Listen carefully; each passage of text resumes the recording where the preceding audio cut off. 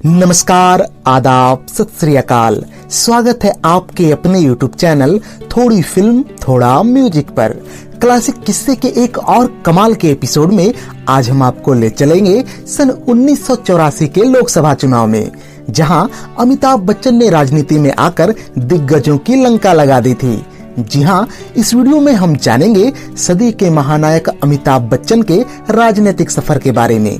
तो फिर चैनल को सब्सक्राइब करके वीडियो को पूरा देखते रहिए। दरअसल इस कहानी की शुरुआत होती है सन 1983 में आई बच्चन साहब की ब्लॉकबस्टर फिल्म कुली के शूटिंग से। यह तो आप सब जानते ही हैं कि इस फिल्म के शूटिंग के दौरान अमिताभ बच्चन को इतनी गंभीर चोट लगी थी कि उनका बच पाना मुश्किल हो गया था। इस दुर्घटना से संपूर्ण भारतवर्ष में मातम का माहौल छा गया था। ऐसे में अमिताभ बच्चन की मदद करने के लिए कई लोग आगे आए, जिनमें इनके बचपन के मित्र रहे राजीव गांधी भी शामिल थे। राजीव गांधी ने अपने राजनीतिक रसूख का इस्तेमाल करके बच्चन साहब के इलाज में दुनिया के सर्वश्रेष्ठ डॉक्टरों की टीम लगा दी। भगवान की कृपा और इनके लाखों चाहने वालों की दुआ ने डॉक्टरों के मेहनत को सफल बनाया तथा कुछ ही महीनों बाद बच्चन साहब ठीक हो गए। इस पूरे घटनाक्रम में राजीव गांधी ने दिन रात एक कर दिया था। जब अमिताभ बच्चन को इस बारे में पूरी तरह से ज्ञात हुआ तो उन्होंने मन ही मन ठान लिया कि राजीव गांधी को जब भी इनकी आवश्यकता होगी तो ये तन मन धन से उनकी मदद करेंगे। अमिताभ बच्चन की परीक्षा की घड़ी जल्द ही आने वाली थी, क्योंकि अब राजीव गांधी के जीवन में भी उथल पुथल होने वाला था। इन दिनों राजीव गांधी राजनीति में उतने सक्रिय रूप से भाग नहीं लिया करते थे, लेकिन सन 1984 के 31 अक्टूबर के दिन एक ऐसी घटना घटी जिसने संपूर्ण देश समेत राजीव गांधी के जीवन की भी दशा और दिशा दोनों बदल दी। दरअसल इस दिन राजीव गांधी की माताजी और तत्कालीन प्रधानमंत्री इंदिरा गांधी की हत्या उन्हीं के अंगरक्षकों सतवंत सिंह और वयंत सिंह ने कर दी। इस हत्या ने कांग्रेस के राजनीतिक समीकरण को असंतुलित कर दिया, क्योंकि सिर पर 1984 की लोकसभा चुनाव सवार थे। ऐसे में अभी राजीव गांधी के आंसू भी नहीं सूखे थे और इन्हें कांग्रेस ने अपने तरफ से प्रधानमंत्री का चेहरा बना दिया। राजीव गांधी इस वक्त बड़ा ही अकेला महसूस कर रहे थे, क्योंकि उनके सारे करीबी एक एक करके इस दुनिया से जा रहे थे, जिनमें संजय गांधी और इंदिरा गांधी का भी नाम शामिल था। जब चुनाव के लिए सीटों की बंटवारा शुरू हुई तो सबसे ज्यादा चुनौतियां उत्तर प्रदेश से ही देखने को मिल रही थी, जहां कुछ वरिष्ठ कांग्रेसी नेता बागी हो चुके थे और कांग्रेस के लिए कड़ी चुनौतियां भी पेश कर रहे थे। उत्तर प्रदेश के ऐसे ही नेताओं में एचएन बहुगुणा अर्थात हेमवती नंदन बहुगुणा का नाम भी शामिल था, जो पिछले कई चुनावों से इलाहाबाद लोकसभा क्षेत्र में विजयी होते चले आ रहे थे। इस बार भी एचएन बहुगुणा जनता दल के टिकट पर इलाहाबाद से चुनाव लड़ने वाले थे।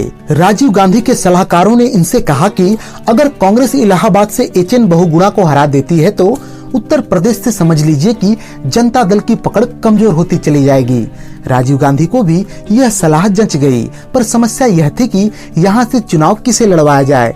काफी विचार विमर्श के बाद यह फैसला लिया गया कि अगर अमिताभ बच्चन इस सीट से चुनाव लड़ते हैं तो एचएन बहुगुणा इनकी स्टारडम के आगे नहीं टिक पाएंगे। जब इस संबंध में बच्चन साहब से राजीव गांधी ने बात की तो वो तुरंत ही इनकी मदद करने के लिए तैयार हो गए। आखिर होते भी क्यों नहीं, राजीव गांधी उनके प्रिय मित्र जो ठहरे। इस तरह से इलाहाबाद से बच्चन साहब के नाम की घोषणा कर दी गई। नामांकन से कुछ ही दिन पहले अमिताभ बच्चन सब परिवार अपने होम टाउन इलाहाबाद में जा डटे। कुछ ही दिनों बाद जब नामांकन हो गई तो प्रचार प्रसार का दौर भी शुरू हो गया। इस प्रचार प्रसार में इनकी पत्नी जया बच्चन ने भी इनका बखूबी साथ दिया था। उन्होंने कई जनसभाओं में यह कहकर लोगों को वोट देने के लिए प्रेरित किया कि मैं शादी के बाद पहली बार अपनी ससुराल इलाहाबाद आई हूँ, वो भी आप सबसे मिलने। ऐसे में मेरा हक बनता है कि मुझे आपसे मुंह दिखाई के तौर पर कुछ मिले। आप सब मुझे मुंह दिखाई के तौर पर मेरे पति को अवश्य वोट करें। उन दिनों पूरे इलाहाबाद में लोगों का अमिताभ के प्रति पागलपन देखते ही बनता था। अमिताभ जिस भी जगह से गुजरते थे वहाँ लोगों का भारी हुजूम उमड़ पड़ता था। युवतियाँ इतनी पागल हो जाती थी कि छतों से अपनी दुपट्टे उछाल देती थी। अमिताभ भी अपने वोटरों को लुभाने का कोई भी मौका नहीं चुक रहे थे। इधर एचएन बहुगुणा भी समझ गए थे कि इस बार कांटे की टक्कर मिलने वाली है। अतः इन्होंने भी एड़ी चोटी लगाकर दिन रात प्रचार प्रसार करने में ही भलाई समझा।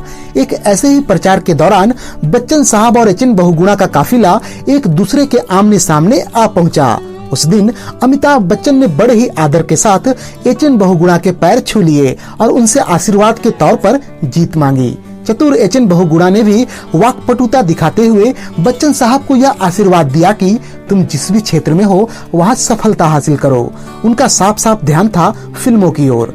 अमिताभ बच्चन जो स्वयं भी काफी चतुर थे, उन्होंने कहा कि जी हाँ बहुगुणा साहब, फिलहाल मैं तो राजनीति में हूँ। कहा जाता है कि इस चुनाव के प्रचार के दौरान एच एन बहुगुणा ने अमिताभ और जया बच्चन को नाचने गाने वाले लोग कहकर भी संबोधित किया था। इसके जवाब में अमिताभ बच्चन ने सिर्फ यही कहा था कि वो हमसे बड़े हैं और उन्हें कुछ भी कहने का अधिकार है, वो बिल्कुल ऐसा कह सकते हैं। जब चुनाव का दिन आया तो उस दिन लोगों का उत्साह देखते ही बनता था।